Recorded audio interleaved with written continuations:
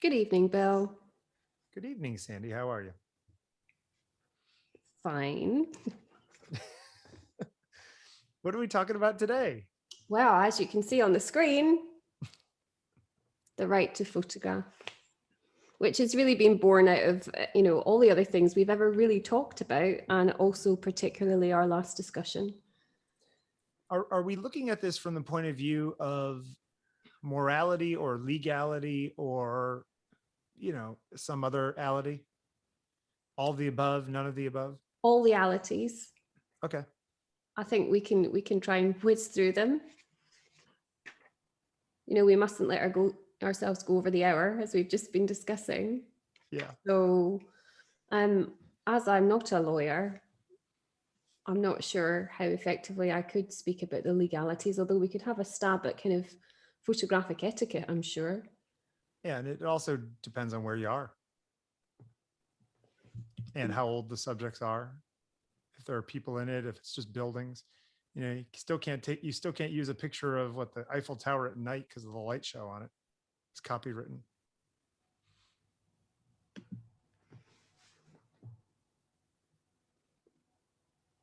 We discussed this one last week. We did. I mean, actually, I had in my mind already last week that we would talk about this photograph at some point. Does that guy look like Lenin to you? Like the embalmed Lenin? Well, It's got a Lenin-esque quality to him, doesn't he? maybe a little. Yeah. Anyway, Smith was in Spain.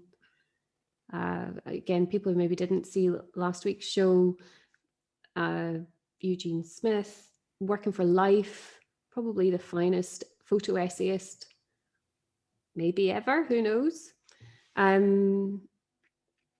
This photograph is actually quite different to a lot of the other work he was doing at the time in Spain. I think he was doing some kind of food journal in Spain. I mean, it was, yeah, and also documenting life within a Spanish village. In fact, the title of the essay and the photo essay in Life at the time was Spanish Village.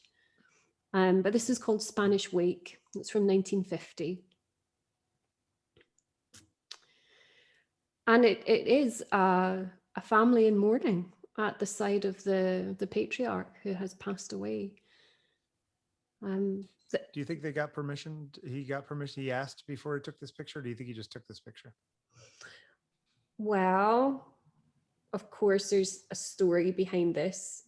How somebody happens to be in a war zone in many ways is often more obvious for a war photographer, for example, or a documentary photographer than perhaps somebody who's in close quarters within a family, maybe that's not their family. But I mean, there's something like he had been photographing and he was unwell. So he wasn't out doing what he would have been photographing. And in fact, he was having a terrible time with stomach cramps or something. And a passerby stopped to check he was okay and shared with him some wine or something, this kind of story that you would have from being in a Spanish village when you got a bellyache, what do you need? Well, wine. And get loaded, that'll help. I don't know. I mean, this could be a little bit misread on my part or misremembered, but basically the person who shared the wine with him, this is his father. The next day, by pure coincidence, they happened upon each other again, and the man said, please come. My father's just passed away. So where they'd met only the day before and they'd shared this wine because Smith was feeling so unwell, they'd obviously maybe had a conversation or something. Subsequently, the dad dies. The man says, come back, visit us again. And so he did. And apparently he only took, I think, 2 photographs in this room. But he was invited. It's this kind of sense of like chance in photography, isn't there? There's a sense of chance Huge. in any photograph that's set up, actually, that there's an element that we don't actually control as photographers. But anyway, the circumstances in which he took this photograph were not predicted in any way. It's also, I think, worth mentioning that, there's a photograph of the patriarch who's dead, and 5 women, it may be that this guy's son asked him to come in and gave him permission to come take the pictures. In 1950 in Spain, I don't know that these 5 women were asked if they mind being in the picture. Don't know if you can see it, but up where you are on the screen, behind, or it's behind where I am on the screen, is there. I think it is the son who's there. So there's another. Oh yeah. Tucked in behind us. I mean, this is also the photograph I referenced last week, where Smith was kind of accused of misleading his audience a little bit, as a documentary photographer, that this wasn't truthful. There was a little bit of unnatural light, but actually he contested that. The point of all of this in context of the right to photograph is, is there a right to photograph something that is otherwise very private, deeply personal? It's a concern really that I speak, obviously we speak a lot about in school, and something that any age of student has to kind of grapple with. What is you asked, are we talking about morality or legality? But we do have to grapple with the morality of when we do take photographs, should we take photographs? And who tells us that it's okay to take a photograph or not?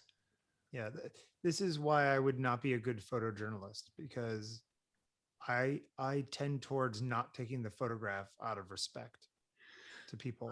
I generally want explicit permission, unless it's like a moment that's going to get screwed up by the explicit permission. In this case, it's certainly in private. It's not in public. I think we'll get to some public-private questions later. Yeah. I think that here's how I tend to come down on it. Yes, could these people say, we don't want you taking pictures of this thing? Let's say he just happened to walk into this space while this was happening. Are they within their right to say, sir, please don't take pictures? Yes, they are. But at the same time, I think that especially in situations like this, where you're at sort of these, I don't know, modal points of human life, something like a death of somebody, that kind of thing. I think in some ways it's all the more important to record those moments and share them with other people. Because I mean, it's like, listen, birth and marriage and death, the old, like, you only see people at births and baptisms, funerals, and weddings, right? That old, like, sort of family trope. I mean, this is part of life. And I think it's interesting that a lot of people kind of paper over death in many ways, especially in the modern world, I think.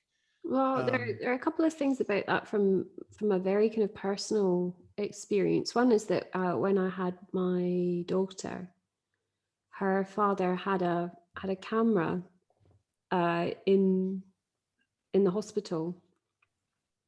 Like in the delivery room?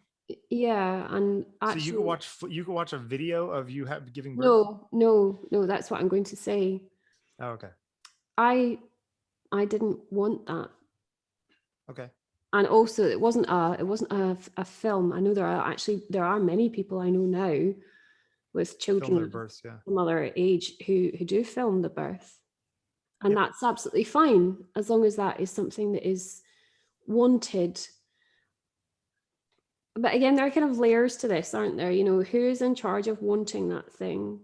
The father of the child being born, the mother who's giving birth, the child as they get older. Do they want to? I mean, there's lots of things with this. The other thing I wanted to mention is that about death. Actually, when I was a photography student myself doing my degree, I shared a house with a girl whose mother passed away when we were, I think, in the end of our first year, and she went back to India to grieve, and was with her mother's body, and she made lots of photographs of the very kind of intimate, very private rituals of bathing the body, and then the body being burned.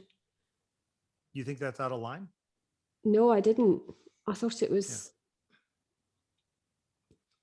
extraordinary. But I was very aware that it did make people very uncomfortable.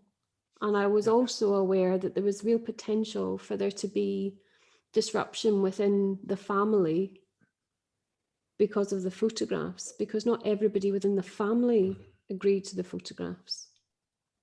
Well, I don't know that, in my opinion, I don't know that everyone in the family would have to agree with those photographs personally.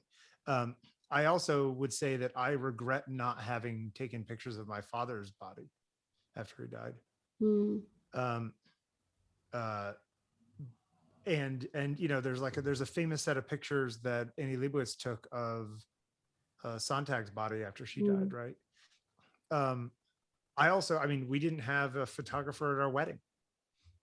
You know, in fact, a listener of the old podcast actually wrote me and said, I'm a wedding photographer. You mentioned that you're getting married this weekend, like, and don't have a photographer. Like, I will come and shoot your wedding for free because, you know, out of respect. And I said, thank you so much, but you know, that's fine, but I don't want one. So it is interesting, the things you choose and the things you, sometimes I think that there are moments in life that are better remembered in memory than in photographs.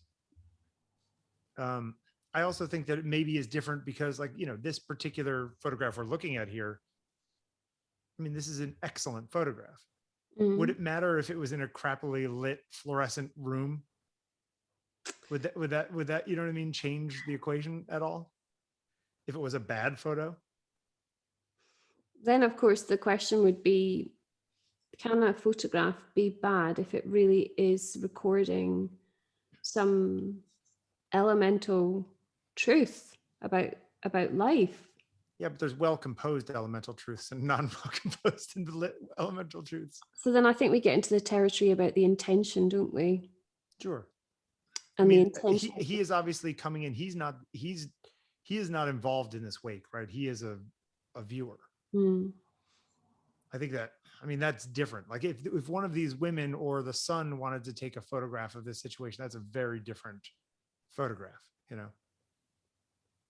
If I told you that this wasn't Smith and this was the guy's son who took this photograph and ended up being this famous photograph just because it got known because of, you know, whatever, would it change the way you see it versus having it be by a photojournalist?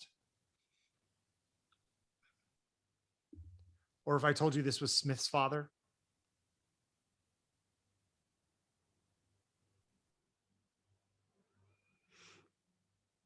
I don't know if it does, actually. Yeah. I think the thing is that in many photographs that record death, there's a startling notion that this is somebody in death, and that's very arresting when looking. Now, everybody has particular hang-ups about death in some way or another. We all have varying degrees of fear about death. Some of us have real kind of repulsion, almost kind of a phobic reaction to dead things. Dead humans, for example, in many cultures, you know, there wouldn't be the same horror that perhaps British culture has for their dead. I think that there are a lot of people in your country and mine who have never been next to somebody, a dead body. Well, I think it's also really interesting, you know, as a British thing, thinking that not very far at all from us, for example, in you know, in Southern Ireland, when someone dies at the wake, you know, everybody's around the body. The body's often in the house, you know, the body's in the house. Yeah. And actually in the north of Scotland, there's very similar. And interestingly enough, in the South in America, like down in Georgia, Alabama, Mississippi, like a lot of times they'll, you know, lay the person out on the dining room table kind of thing. Yeah, but here, where I live now, in the south of England, my goodness, that's like never do that. Never, you know, it's kind of sanitized to a point and removed. Sure. And these kind of photographs, they bring us up close to something that we're otherwise really removed from. And that's why I think that they're useful. Useful. Okay. So does usefulness give us the right to photograph them? You know, I will answer that question by saying this. I think it's an interesting, I think we all have rights to a certain level of like autonomy and privacy in the world, like, within reason. Yeah. But like, ultimately, you're just another person, another one of 8 billion other people, literally 8 billion other people. Do your rights, like, at what point do you just blend in with humanity and it's a picture of humans? Who cares if it's you in the photograph? Do you know, I don't know. I don't I know. really struggle with this because, again, here in the UK, we have the Times. Yep. And every Sunday, the Sunday Times has excellent supplementary magazines. I know the New Yorker does the same kind of thing.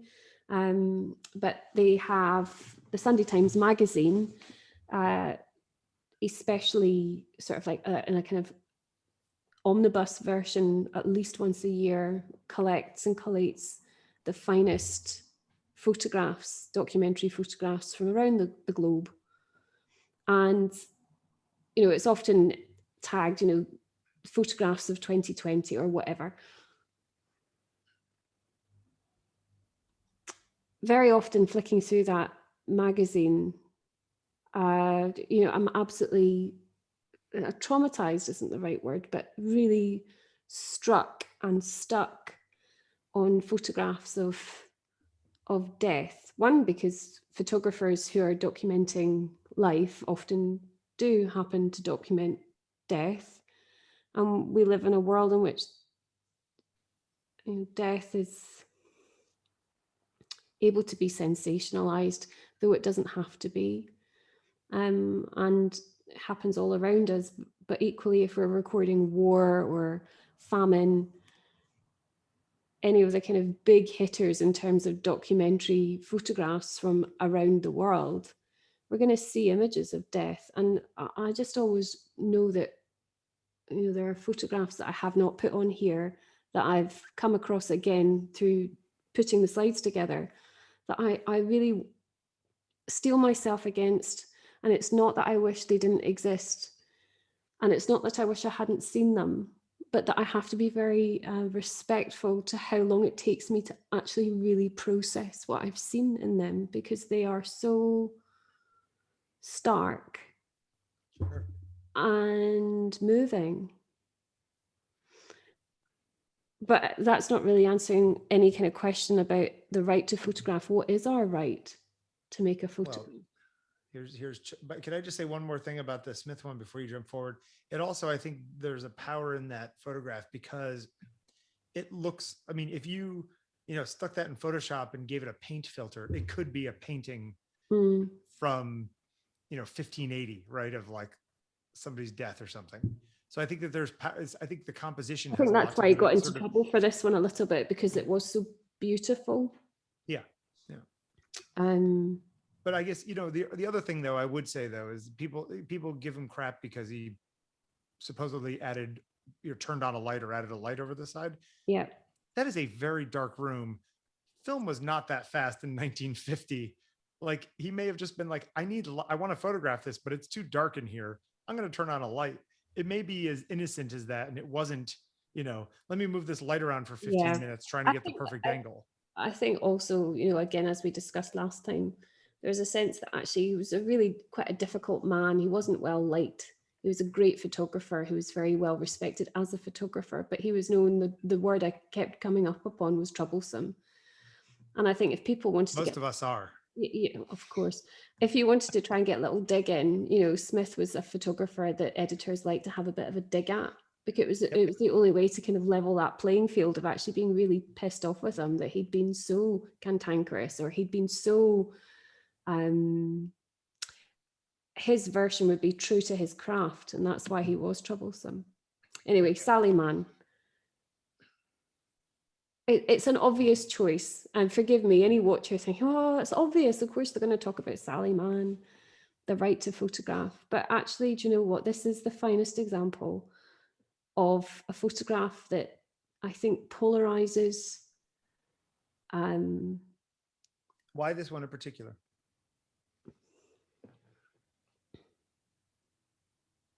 Because there's so much in it. There's so much in it that anybody could change towards, even within themselves, depending on their mood.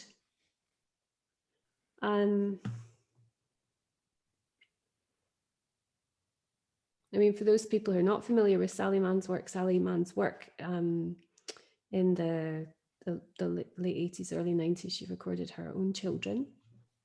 Yeah. And she got into, frankly, a lot of trouble, I suppose, an attempt to shame her for sexualizing children. Yeah, I was going to say, I think that the ones that I think caused a little bit more, brouhaha were the ones where it's like, the 8-year-old with lots of lipstick looking sexy at the camera with no shirt on kind of shots, right? But yeah, I mean, look, somebody's not allowed to. I do ask the question though, and I think as I've talked to about it before, I wonder how this whole series of images would be different if it was the father instead of the mother taking them. If the world would see that differently. I think in some ways they'd be less. I think that a mother would tend to get a little more of a pass taking pictures of her children than a father would taking pictures of her children, especially those kinds of pictures. I'm not sure Sally Mann has had a pass. No, I don't think she had a pass at all. But I'm just saying, if she was the husband and he was doing it, I think he'd get even more crap for it. That's what I'm saying.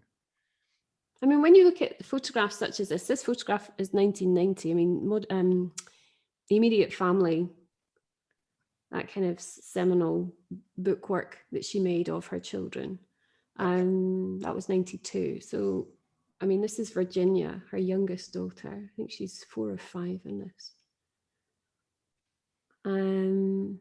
What do you see when you look at it?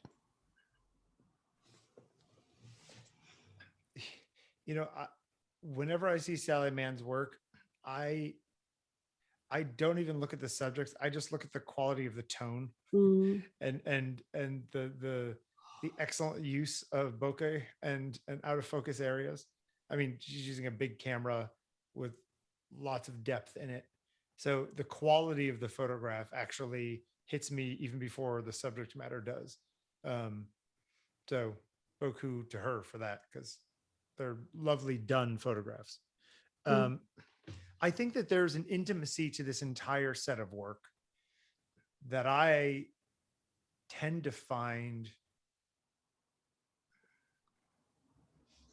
I find it refreshing, because it's very obvious that her family trusts her implicitly. This is a devil's advocate thing, because I like Sally Mann's work. I think it's just so profound, transportingly beautiful. But you're saying a family trusts her implicitly. Well, what small child doesn't tend to trust their mother? Oh, I think that I think that there are a lot of small children who don't trust their mother.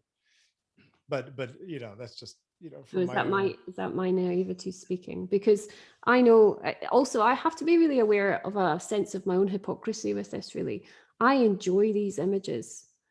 You don't take a lot of pictures of your own child. I want to look at these images. I kind of honestly could totally immerse myself in these images. But when I think about what they are actually, when they're photographs of children who are often positioned in quite what could be compromising poses, often in a they're nude. Now, there's absolutely nothing shameful at all about a child's nudity. However, do I make photographs of my own child? Yes, I do. But really, that is for a very small audience. That is for me and my child's father. Yeah. Do I share my child on social media? Images of my child on social? No, I do not. Would I take a photograph of my child, print it and display it in public? No, I do not. So, but you don't agree that she shouldn't have done this. You're not saying that she's wrong in having done that. You're just saying you wouldn't have done that. I wonder about the disconnect there, though. Would it change the fact? See, I know how long it takes to make a photograph like this on an 8x10 camera. How much time and dedication and accuracy and process there is in doing this kind of work. So these are not, if you had, Bill Eggleston taking pictures of his friends, those are literally like, oh, my friend's holding a gun, click, right? Because that's the way he works. This is not that. This is very much orchestrated, Right. Does that change it at all for you? Yes, but should it? Okay. And is the right to photograph the right of the photographer or the right of the person being photographed? And what right can be asserted by a small child, especially in a relationship that is otherwise built on trust? Now, I know these are okay. Let me ask a question though. If the child, let's say this little girl is what? I don't know, 6 years old, 7 years old. I'm a bad judge. She's 4 or 5 in this. Oh, okay. 4 or 5. Okay. So I'm just bad at this. If the kid says, yeah, you could take my picture. At what age does a kid have agency to be able to make that decision? You would probably say at 4 or 5, she doesn't even know what she's talking about. Oh, I mean, I'm sure many people listening know some pretty assertive 4-year-olds. Yeah. However, I think when we are intended to view these photographs as adults, then inevitably we must also accept that we bring adult values to what we see. Now, a 4 or 5-year-old child, that's the point at which there's a bit of a child is not aware of the adult values that are projected on this. Right. It mustn't mean that that natural behaviors are silenced, again, because of shame. But equally, I think it's right to question whether a child, gosh, this is complicated, isn't it? Whether a child does have the authority to make a judgment about what then might be perceived from an adult audience. Yeah. And I mean, there's also, there could be a kid this age or 8, 9 or 10, right? Who in an experience like this, because of other stuff that was going on in their life, maybe they were, some terrible thing has happened to them. They've been sexually molested or something like that. That changes the experience of having this picture taken versus someone who maybe found it a positive experience. The same exact experience from the child could be seen positively or negatively, depending on the other things that they've dealt with in their life, right? Oh, I mean, it's like when you showed me abstract paintings and I had to really, without knowing who they were by or what they were of, so to speak, I had to really just feel my way through those things. And I brought my own experience of the world to those paintings, right? And I bring my own experience to these photographs, which is why for me, very happily and so incredibly luckily for me, when I look at this photograph, I tend to see beauty and quiet and, whispers and things, again, this lovely poetry that, I like. I like to think about these very romantic, poetic things. But as you're suggesting, I'm also very aware that the connotations of these photographs are so different for many people. And again, this is about even somebody who hasn't had a terribly traumatic childhood may still look at these and bring, what's the right or wrong value, the wrong set of adult values to what they see. They could, but I tend to, there's a baseball term that I'm forgetting now, which is basically like, if it's a tie, the tie always goes to, one side or something. I tend to give the benefit of the doubt to art and the artists and say, unless you have a really good reason why this is upsetting to your child, or your child is upset by this, or whatever it is, that art should win out. Because if everyone had a say about every single thing that ever got seen or said or thought about them, then we'd be back at square one. There is a certain level of public sphere that I tend to think that the world is better off with this photograph in it, all things being equal. Well, I mean, it was MoMA. There's a quote on the MoMA site actually about another image that we're going to look at, but it's applicable here. It was something like, when art infringes on privacy should actually be when privacy infringes on art. Yeah. Is Virginia's privacy being infringed? In my opinion, no. No. Okay. Is Virginia as an adult? I mean, we know now her children go to her private views, they're accessible, they've been interviewed about the experience of being photographed.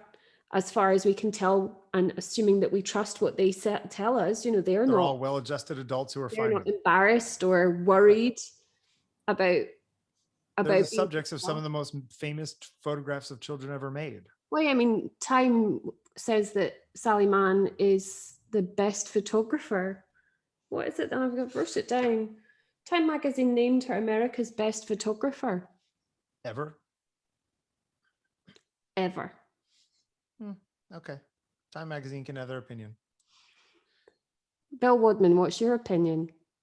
Of who the best photographer ever is? Oh God, I have no idea. Well, at least I don't think it's Sally Mann, but in my opinion, I would not choose Sally Mann, but I mean, I think her work is extremely excellent. It just doesn't always speak to me. It's a little too dreamlike. Oh, I love it. I know. I mean, this is where you and I are two different people. You love the dream state, and I dislike the dream state. Their photographs are full of ambiguity, and you love ambiguity. I do. I also, just for this photograph, do want to talk about, in this particular photograph, the right to photograph. Again, looking at this, the prism of different contexts. I mean, Sally Mann's work is loaded up with death, with sex, with sexuality, or rather sensuality. What is the dominant sense in this photograph for you? Oh, it's funny. I think all of that is in there, but I just see the connection between the two people. Like there's just this like this photograph feels very sort of voyeuristic to me in a good way. It feels like, you know, I'm there seeing two people experiencing each other. I don't know. There's just there's a tenderness to this photograph. I think it's the hands in front that get me, like the pinky on the pinky. Yeah. There's a lovely photograph also of Virginia, and it's with, I think it's Sally Mann's mum, who's also called Virginia, and it's just their feet. Okay. Just as sort of, if anybody's interested in looking at that, because that is so poignant and beautiful, I think. Yeah. Last Light title. Do you buy into titles? Well, I do wonder about their value in terms of changing context, and in our case, thinking about the right to photograph, whether it somehow smooths a path for a photograph that otherwise might be extremely contentious. I think she called it that because it was the end of the day and she could get one more exposure in. Okay. But I'm a literalist.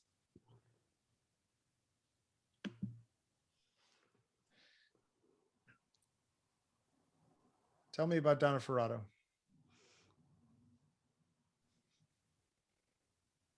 I just think her work is this kind of extraordinary body of life that is usually hidden. It's brave and fearless. I mean, there's a flip side to all of this, of course, which we may touch upon in a minute, but again, for those people not familiar with Ferrato's work, She really kind of pioneered the behind closed doors. In fact, her most famous book work is called Sleeping with the Enemy. It's a document of domestic violence, really brought into the forefront of a lot of people's minds the dreadful and overwhelming volume or numbers of women who were being abused at home, behind closed doors, who were voiceless and unseen. And she was there with her camera often. And I mean, this series, Lisa and Garth, she gave these people pseudonyms. She started photographing them because she was trying to do a project about swingers.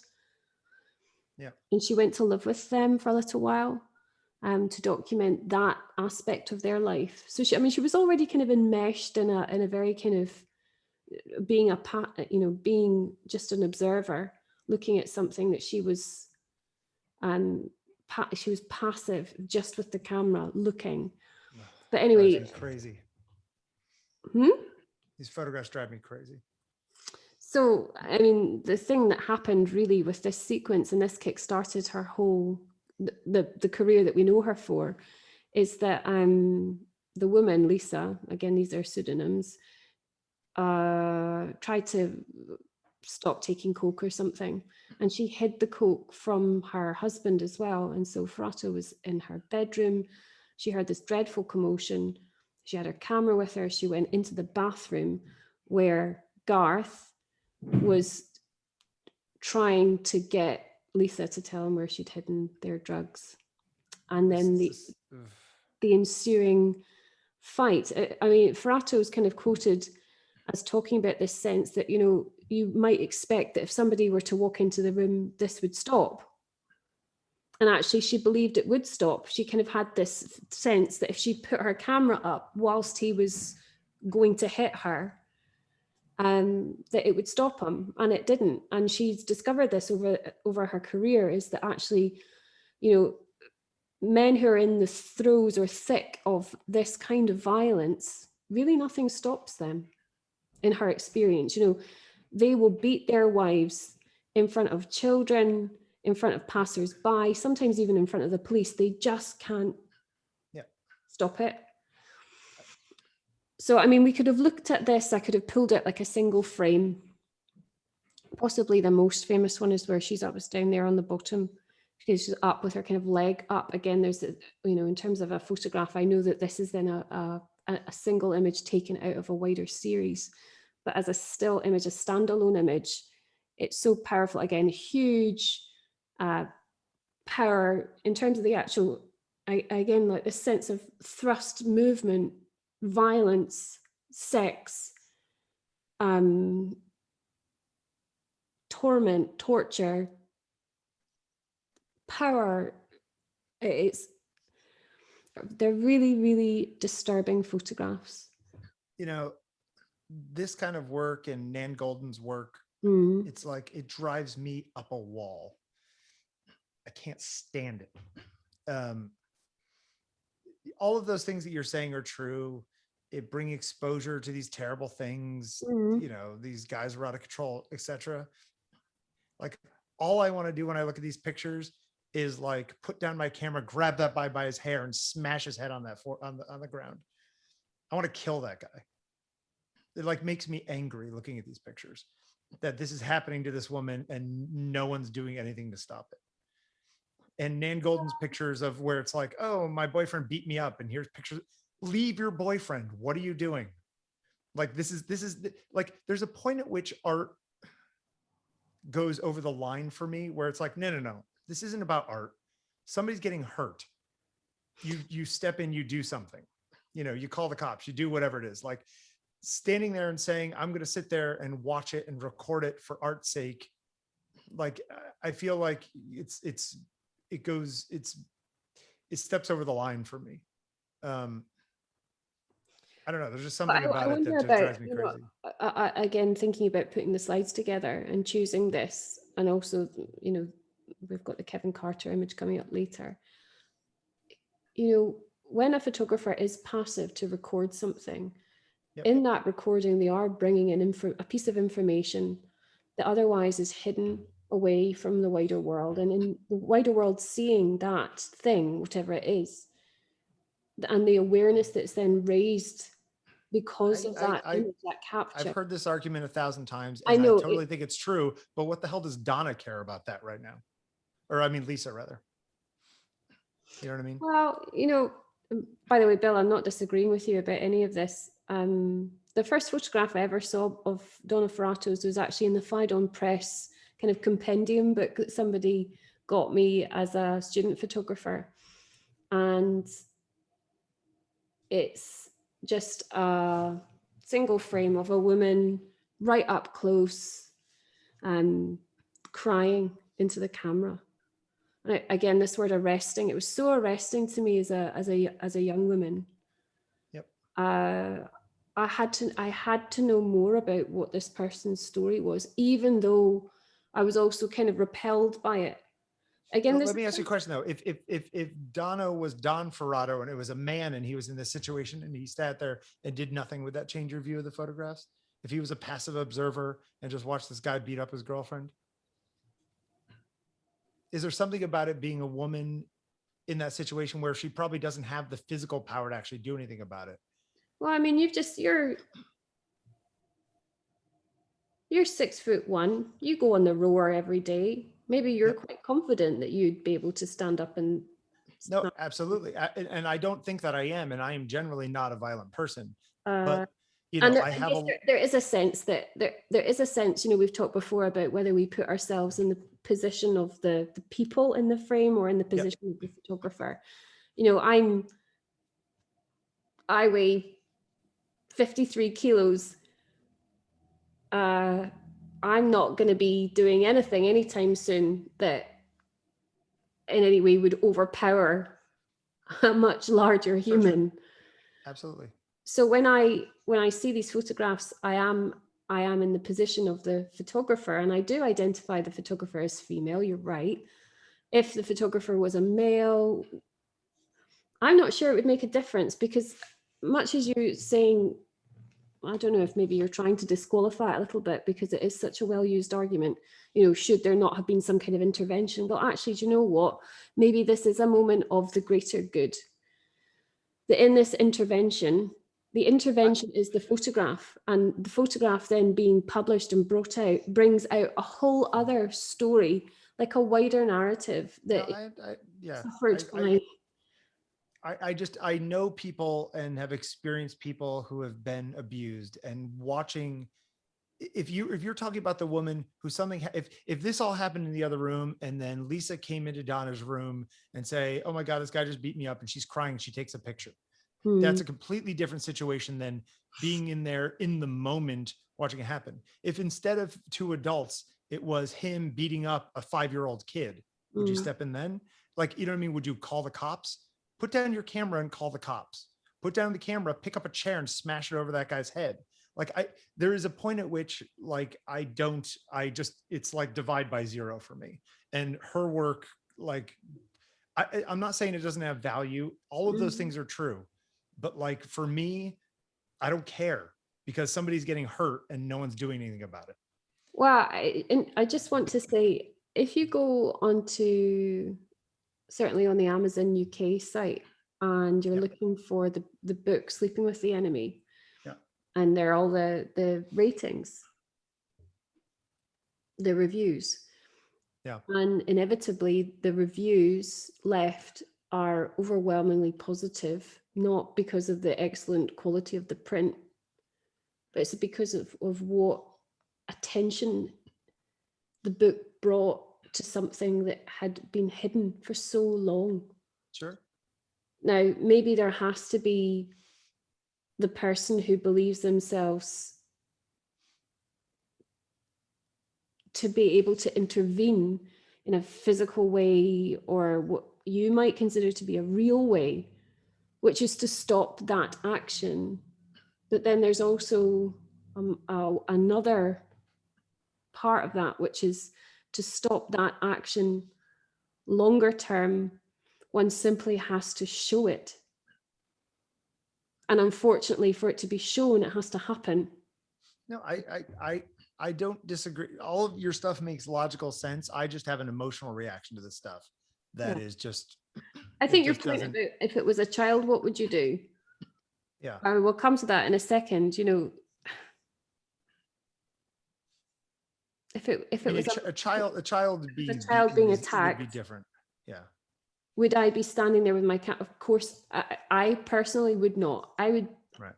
stuff being 53 kilos, I would be in there. Yeah. Your camera would be a good weapon. Mm. I just look at this and then I also probably think, you know what? I bet you Lisa stayed with that guy. And that stuff drives me crazy too, but that's a whole other conversation. Yeah, again, for people who are interested in this, there's a film, a documentary, Lisa and Garth. Actually, their real names were revealed in that. I will not be watching that documentary. It's like this hits me, this like strikes a nerve. So it drives me crazy.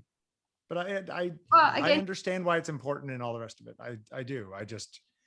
It bothers me. I mean, there are just so many photographs though that, you know, is that a photograph doing its job? To create that amount of reaction in the viewer. You know, photographs tell us of a past that we may not have lived, but we may have some hope for, in that we may know that these actions are actions we hope we never witness, or these actions are actions we know we would never commit. And it's interesting because if this was a series of photographs from 1930 and you knew that the people in this photograph were dead and long gone, that would also change the way I saw it. You know what I mean? There's just something about this being like, these people are probably still alive. You know what I mean? And people this age are still alive. That there's something about it that just, sadly and inevitably, a lot of the women that Ferrato has photographed are now dead. Yeah. I mean, and again, just thinking about a body of work, you know, Ferrato doesn't stop at this point of the action. You know, she does go to the emergency room with these women. And in actual fact, there's a very well-known photograph by her. It's called Two Coffins. It's like one of those, I mean, I'm sure you have certain people's work that you see and it just irks you the wrong way for whatever reason. This stuff is just, I don't think we've ever talked about a photograph that has irked you quite like this. Actually, it's very interesting. You know, as I've gotten older, I've become very protective of people who are it makes me very angry, because I think part of it is that, you know, I was never physically abused, but I think there was some level of mental stuff going on, of mental abuse going on. And if I was me and could look back at the 10-year-old me and hear the things being said to me, I feel like I would step in now and be like, don't you say that to that kid.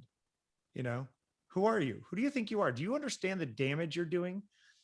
And so you look at so when I look at this, and this is like literally physical violence happening, it's like, it's even one step higher than that. And it's like, I understand the importance of getting it out into the world and exposure and understanding. And like, it's an artistic choice that she made to make these, but I don't like looking at them. It upsets me in a way that, in some ways, I guess the fact that it's upsetting is doing its job. But like, I have zero control over these people who in many times choose to be with people who are abusive to them, and like sort of, you know, end up in these relationships and end up in these situations. And it's like some weird, you know, psychological game that's being played where people seem to lose agency in themselves and think less of themselves and thinks they deserve it and all this kind of crap. And, you know, oh, he's such a nice guy most of the time when we're not doing blow together and all that kind of stuff. I just have zero patience for any of it. But because I think I know what a healthy relationship is. When I see tragically unhealthy relationships, I just like, what is the point? You know? But all of this, really is there a right to photograph here? Well, I think she has the right to do it. Right. I just think that there could have been a better action. I would have chosen a different path. I think he totally has the right to take these pictures. 100%. Well, the court thought so too in the end. Yep. Because he's in a public place. Whatever. Suck it up, Orthodox man. Now, if they were selling, if he sold that photograph to a hat manufacturer, then we'd have a problem. Well, I mean, that's what he used as his point. It was not. It wasn't commercial use. Yeah. It's art. Yeah, and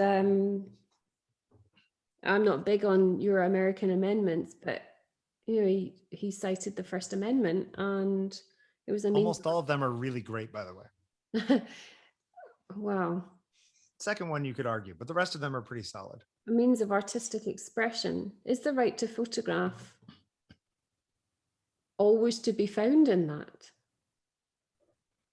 I think in public, there's an interesting idea about copyright and the subject of the photograph. There was an article, just reminder that it's getting a little late, just keep an eye on the clock. But there's an article recently, apparently there's a photograph that Harvard University had taken in the 1850s, I think it was, where they had some anthropologist from Europe, I think, came to Harvard, and Harvard and him hired a photographer, and they brought in actual African-American slaves to be photographed for some anthropological book or something like that. And Harvard owns the negative. They, still own this image, and they sell it from time to time for use in textbooks and this kind of thing. And a woman who, it turns out, is one of the long descendants, it's her great-great-great-grandfather or something like that, is in the photograph, the guy in the photograph. She sued Harvard saying that she should own the photograph because it's of her great-great-great-great-grandfather. And the courts were like, no, that's not how copyright works. Like, you could say that on a moral basis, should Harvard say any money we make from this photograph, we're going to give to the NAACP or some, what I mean? Like there are ways you could do that, but the subject of a photograph does not own it. If I take a picture of you, you can't then use it for anything you want to use because you're the one in the picture, which, by the way, has been argued to me a number of times. So, when I see pictures like this, I'm very firmly on the First Amendment sort of, you're in public, I'm making art, too bad. Kind of, I'm definitely on that side. I'm a very, I'm a First Amendment purist. I think anybody should be able to write what they want to write, or photograph what they want to photograph, unless it's hurting, physically hurting somebody else. But for people who don't know this series, Philip-Lorca diCorcia set up huge kind of scaffolds with strobes. I think it was all automated. I don't even think he was. I think it was a motion. He was there. He was there. Okay, so he was just from afar, like from down on the thing. From afar, like 20 feet away. He was making the photograph from 20 feet away. Basically, because it was daylight, people couldn't tell that the strobe was going off, so they didn't know they were the one that was picked out. They were unaware. And the kind of legal stuff that Bill and I are referencing there is Nussen or Nussensweig is this guy, man, and he became aware of the photograph in his likeness, this one of him, probably like 7 years later, and he sued Philip-Lorca diCorcia because he is a Klausenberg Orthodox Jew, and it forbids, there's something written in the Torah about forbidding representations of yourself or something. Yeah. So, anyway, he lost his lawsuit. Lorca diCorcia won. That quote I gave earlier, which was from MoMA, when art infringes privacy, but also, privacy infringes art. It does. This is art. I mean, this is the other thing I just want to say, I don't think Donna Ferrato is claiming this to be art. No, I mean, I could see this as photojournalism. I don't see it as art. This is art. Yes. But this could That's be on the line. painting, but this is actually not. This is photo essay. And I think all the time we're in a really, really strange world where, you know, at once I want to say that photography is art. Of course, it's always art, but no, it's not. It is also this What if this Orthodox guy was in Israel and at the Wailing Wall and he took a picture of them? Would that be okay? Because it was for an article about, I don't know, Israeli-Palestinian relations. And he took some picture of a guy at the Wailing Wall who was Orthodox and dressed this way. Would that be okay or different because it was for press purposes versus for art purposes in your brain? You're asking. Well, first of all, you're asking the wrong brain that question, I think. Do you agree with the outcome of that legal case? Yes, although I also, again, it's like talking about Sally Mann and thinking about, do I photograph my own child? I love having my own photograph taken, but would I feel violated in some way should I have been photographed without my consent and then that photograph be published and used widely around the world? I wouldn't like it. Yeah. Although at the same time, I don't think my mother's ever seen this photograph. Like the world of art photography is not nearly as big as art photography wants to think that it is. Yeah. So, I mean, you and I know this photograph. I don't think most people know this photograph. Most people do know this photograph. This is the photograph that really, there's another image as well. It's of a child being uncovered from the rubble. And their eyes are, it's a dead child. Their eyes are white. It's a very famous photograph. In fact, when I was talking about Sunday Times Magazine, it appeared in that one year. I think sometime right at the start of the Arab Spring 2000. Wasn't there also one of the kid who was the migrant who drowned and they're pulling the kid out of the water, coming up the beach, holding a dead kid? I mean, again, there were three. So there's the photograph of Alan Kurdi, which is what you're talking about. Yeah. There's this photograph, and then there's the photograph of the child in the rubble. And all three of them, well, look at me. It's like they strike me dumb.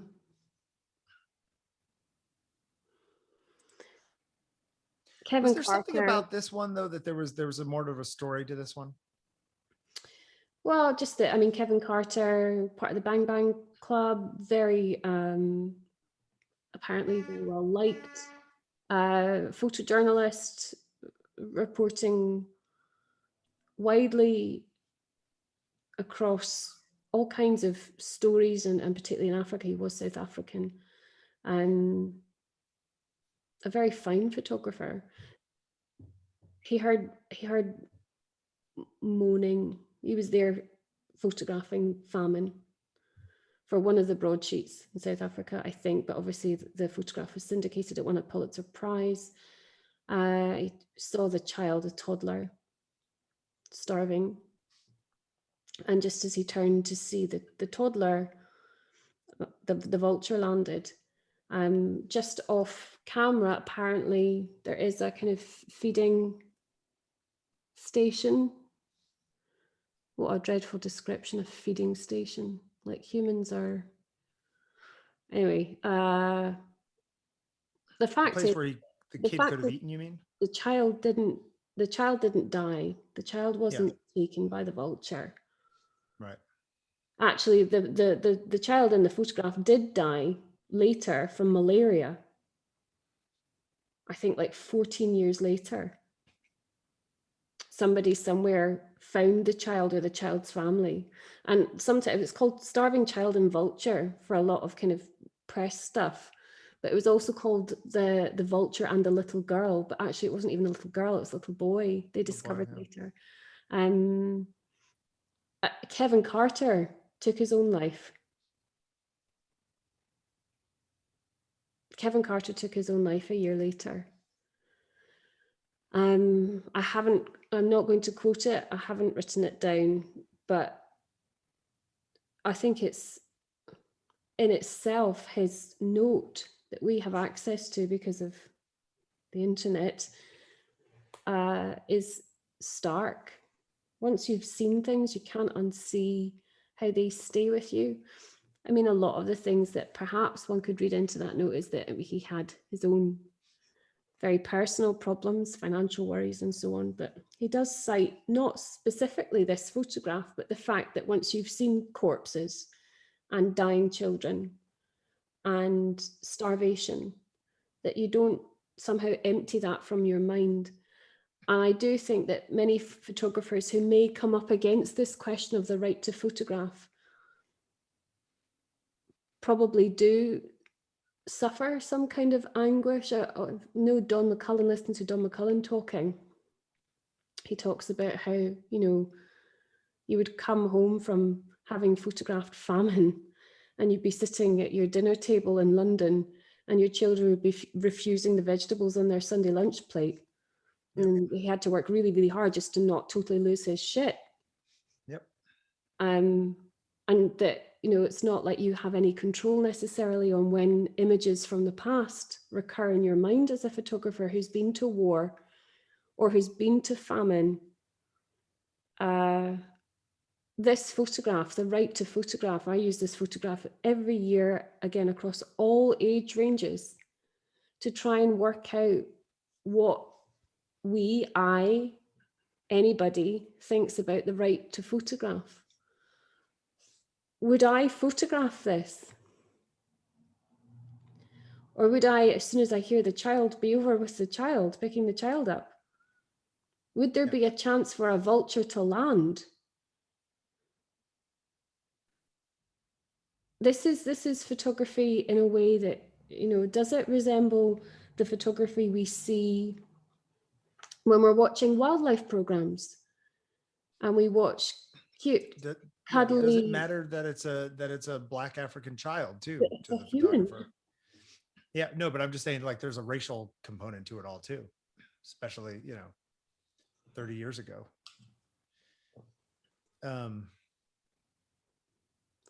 But also, you know, it's so important to say that by making this photograph, much like Ferrato making her photographs, this photograph was pinged around the world. It was on the front pages of many different papers, raised awareness of famine in Sudan,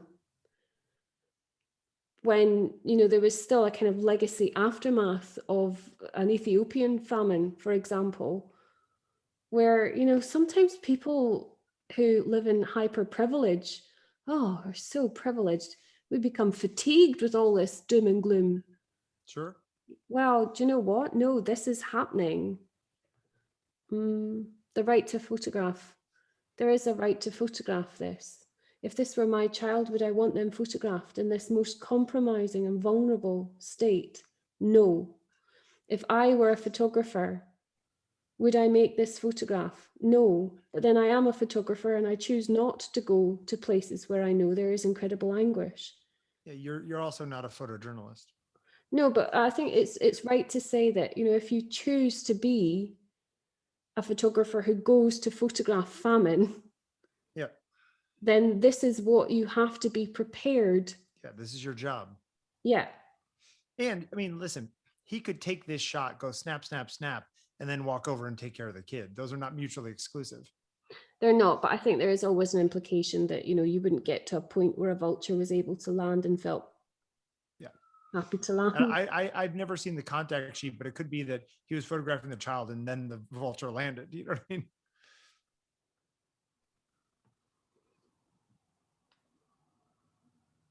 This one is, to me, sort of pure photojournalism in the sense that, like, of course he has the right to do this.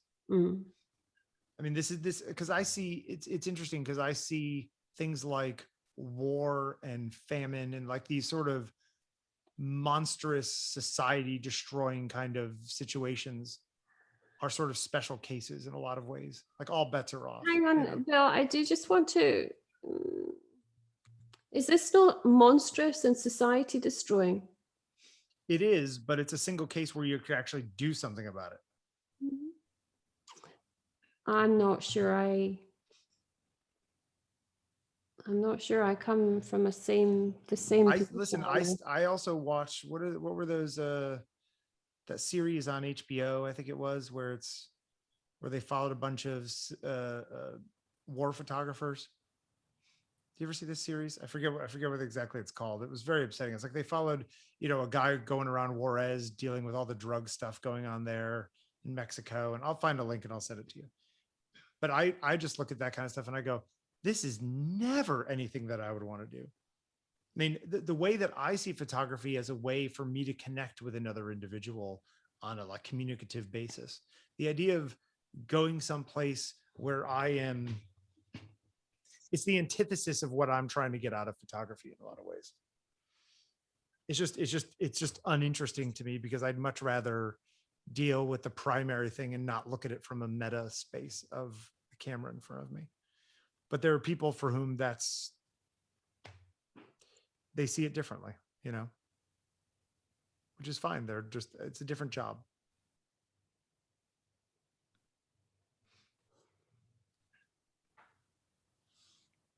How do you think we did today, Sandi?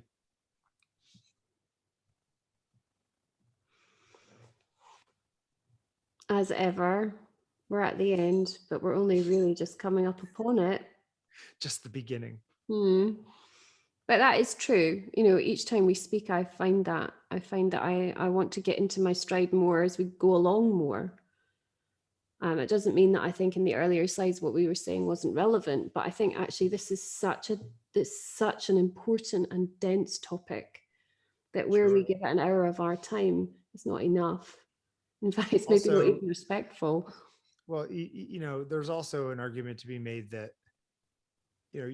we could have all these conversations about whether or not you should take these pictures, but in the time that we're discussing it, more pictures could have been taken that affected people in certain ways, positively and negatively. But I tend to lean towards positively. Yeah, I was wondering. More information is better. What the hope is when making any photograph. I used the word intention earlier. Kevin Carter intended to go to Sudan to cover the famine that was unfolding there. Yep. Donna Ferrato, kind of in a roundabout way, did intend to record the lives of people behind closed doors.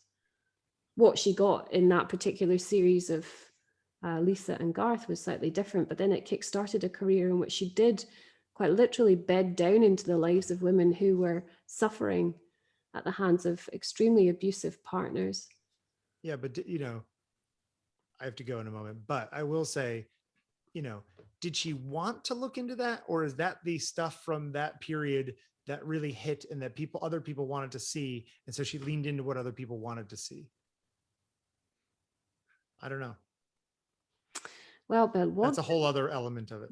It's a whole other element. Thank you. Thank you. Fine. As always, delightful.